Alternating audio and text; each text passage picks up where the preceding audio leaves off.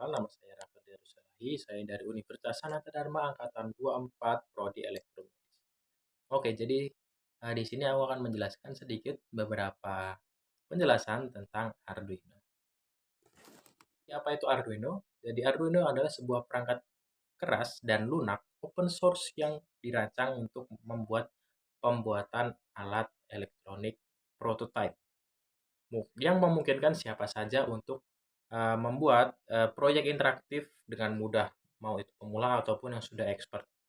Jadi, singkatnya, platform ini terdiri dari papan mikrokontroler sebagai otak dan perangkat lunak Arduino IDE, di mana eh, yang menghubungkan antara dunia digital dan juga dunia fisik, yang mampu membaca input dari sensor, lalu mengolahnya yang menghasilkan output seperti mengontrol lampu ataupun menggerakkan motor. Nah, itu ada Arduino Uno. Jadi Arduino Uno termasuk paling banyak digunakan terutama untuk pemula karena sangat disarankan karena lebih mudah dan banyak referensi yang membahas tentang Arduino Uno. Versi terakhir yaitu Arduino Uno R3 revisi 3 menggunakan ATmega 328 sebagai mikrokontrolernya. Arduino Uno memiliki 14 pin, teman-teman. Jadi ada 14 pin digital dan juga 6 pin analog. Untuk memprogramnya cukup menggunakan koneksi USB tipe A to tipe B sama seperti yang digunakan pada USB printer. Lalu yang kedua ada Arduino Duo. Tidak menggunakan ATmega melainkan dengan chip yang lebih tinggi ARM Cortex CPU memiliki 54 I/O pin digital dan juga 12 pin input analog. Untuk memprogramnya menggunakan micro USB yang biasanya pada beberapa handphone. Lalu yang ketiga ada Arduino Mega. Hampir sama dengan Arduino Uno, sama-sama menggunakan USB tipe A to B untuk memprogramnya, akan tetapi Arduino Mega menggunakan chip yang lebih tinggi daripada Arduino Uno, yaitu ATmega 2560.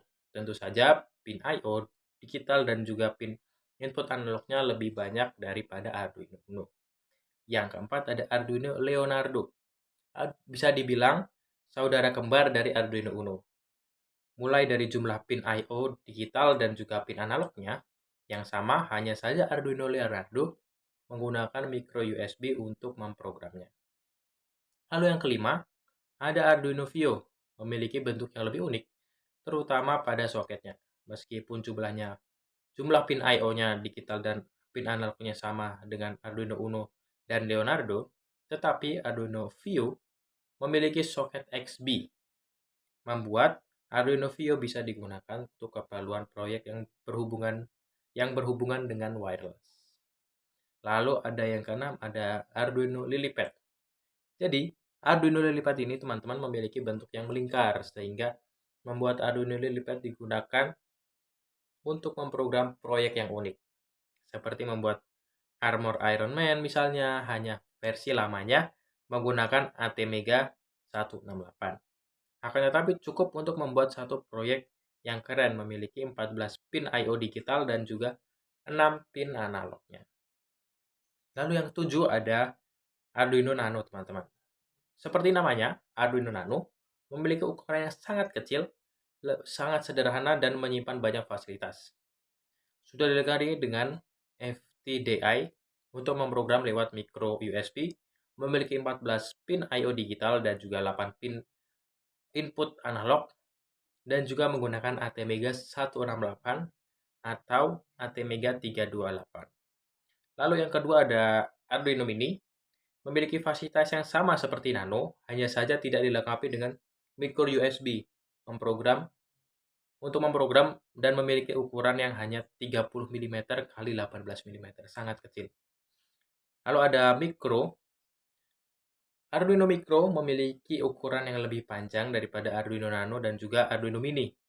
Hal ini dikarenakan fasilitas yang memiliki lebih banyak, yaitu memiliki 20 pin I/O digital dan juga 12 pin input analog.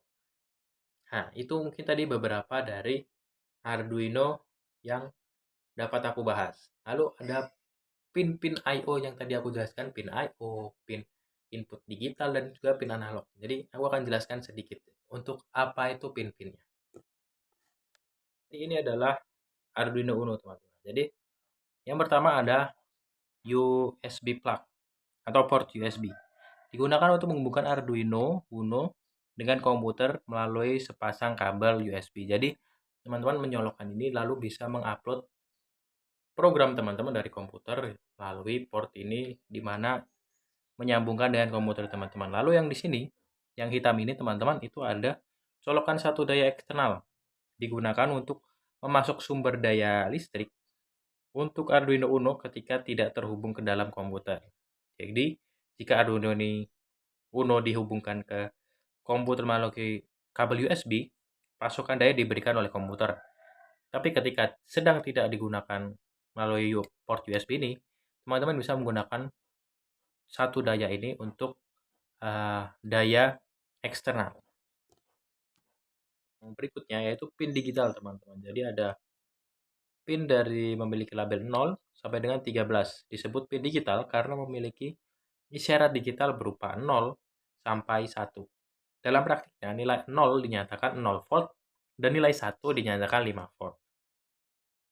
Jadi ada pin 1 sampai dengan pin 13. Lalu di atas pin 13, teman-teman, ada yang namanya ground. Pin ground, di mana untuk memasang ground, lalu bisa dihubungkan dengan jumper, dan pin digital yang lainnya juga dapat dihubungkan dengan jumper menuju ke perangkat-perangkat sensor ataupun akuator yang lainnya. A0 sampai dengan A5. Jadi pin analog berarti mempunyai sifat analog, di mana nilai yang berkesinambungan dalam programnya, nilai setiap pin analognya yang berlaku sebagai hasil dari sensor berkisar antara 0 sampai dengan 123. Jadi teman-teman bisa memasukkan sensor, jadi dapat berkisaran antara 0 sampai 1023, teman-teman. Pin analog, ada pin power, teman-teman. Jadi teman-teman dapat menghubungkan ke ground. Ada 2 ground di sini, lalu V-in dan juga 5 volt dan 3,3 volt. Jadi teman-teman, ini adalah pin power di mana ada ground, V-in dan juga 5 volt dan 3,3 volt.